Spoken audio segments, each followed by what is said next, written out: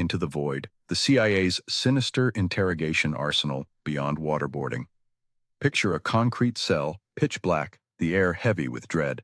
You're chained, naked, shivering as a CIA interrogator's shadow looms. No waterboard this time, just a relentless assault on your body and mind through methods so insidious they rewrite the meaning of cruelty.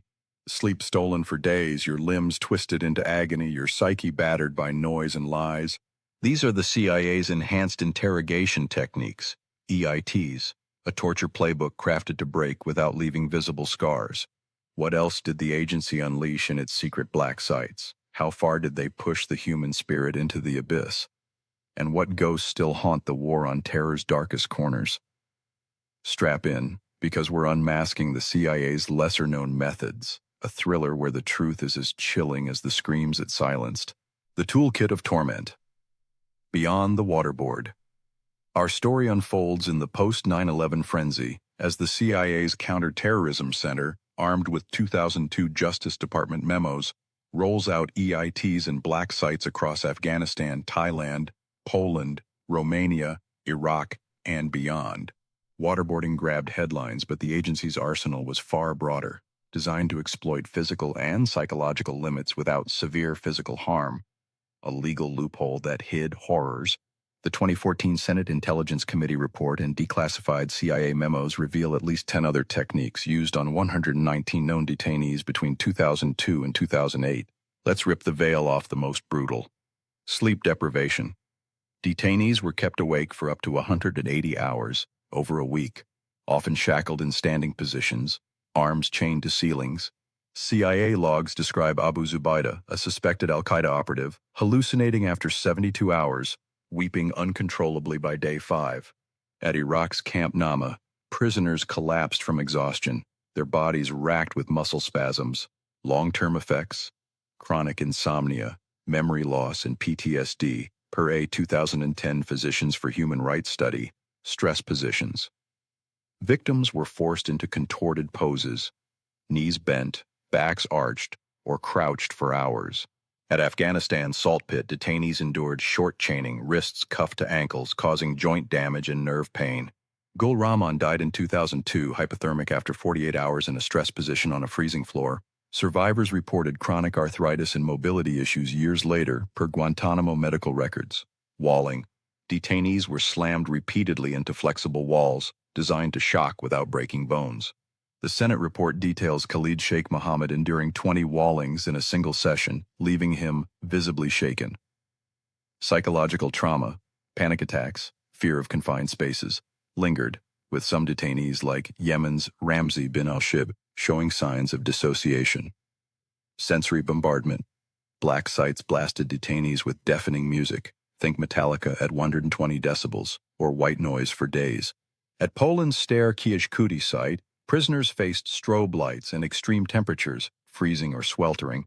A 2005 Amnesty report notes detainees suffering tinnitus, vision damage, and acute sensory overload, with long-term anxiety disorders. Rectal feeding/hydration. One of the most grotesque methods, where liquid or pureed food was forced into detainees' rectums via tubes. No medical justification, pure humiliation.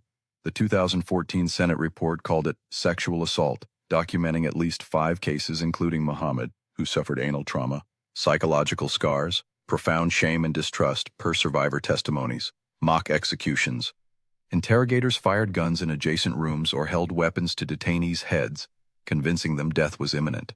A 2004 CIA Inspector General report describes a detainee in Thailand sobbing after a mock execution with lasting paranoia and nightmares. Confinement in small spaces. Detainees were crammed into coffin-like boxes, some as small as 25 feet by 2 feet, for hours or days.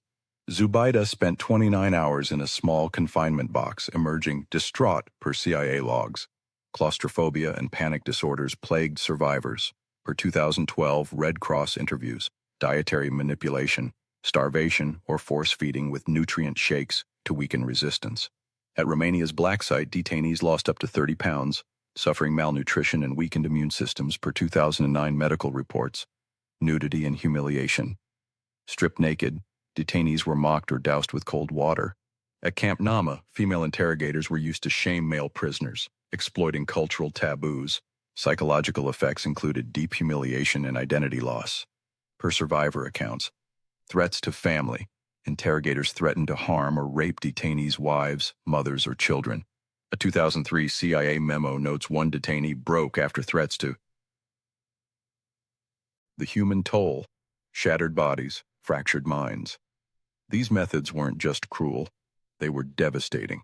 Physically, detainees suffered chronic pain, joints, muscles, nerves, respiratory issues from cold exposure, and infections from unsanitary conditions. A 2010 Physicians for Human Rights study found 70% of examined survivors had permanent physical damage, scarring, arthritis, or hearing loss.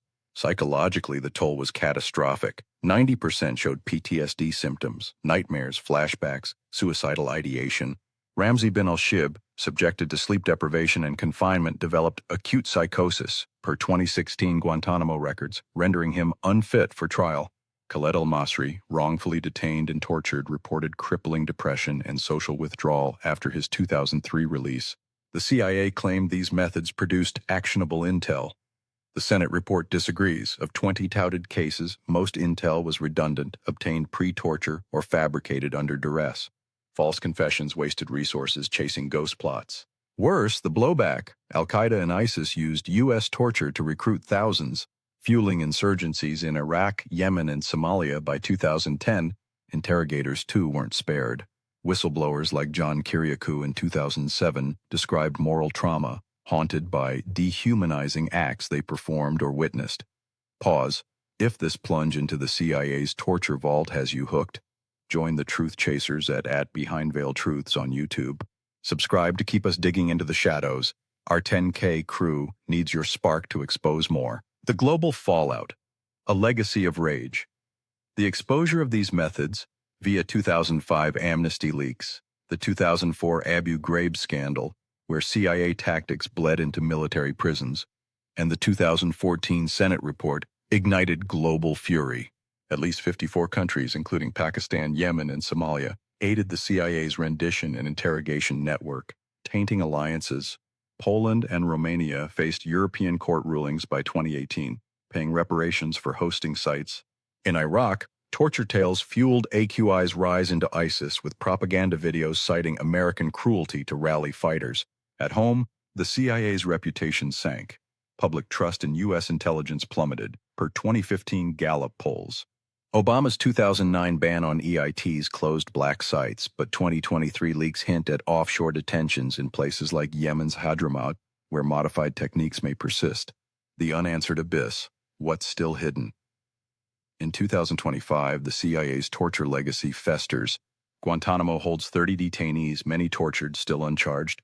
The architects, psychologists James Mitchell and Bruce Jessen, paid $81 million, face no prosecution, while survivors like El-Masri fight for justice in courts.